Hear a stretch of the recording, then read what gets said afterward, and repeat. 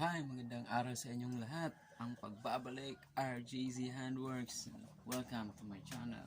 So guys, pasensya na kayo sa aking mumunting art shop. Makita nyo naman. Tingnan nyo. Yun. Yan yung mga art. Ito, hindi ko art to. Kumukuha lang ako ng mga idea. So guys, ang video ko kasi it's all about art. Kaya napili ko yon kasi ang art kasi hindi lang siya hindi lang siya pambata, hindi lang siya pambinata, pang matanda. Ang art ay para sa lahat.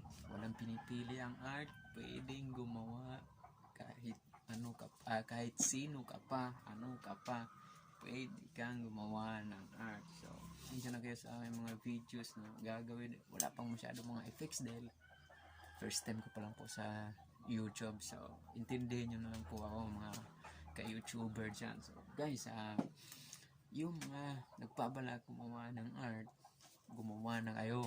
Ay, alam mo, ang art talaga it will change your lifestyle.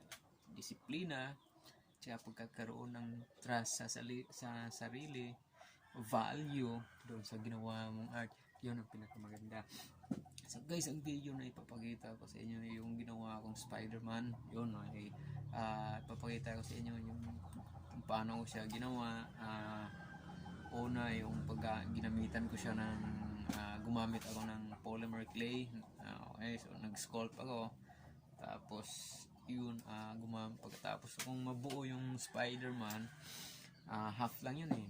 Tapos kung mabuo yun, gumamit ako ng silicone rubber mold para imomolde ko siya.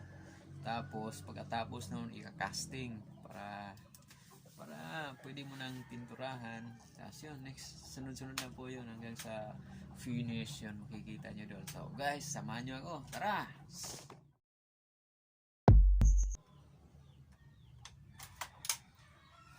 Guys, hindi ito si Iron Man. Okay, so guys, thank you sa pagpanood nyo sa aking video. This is RJC Handworks.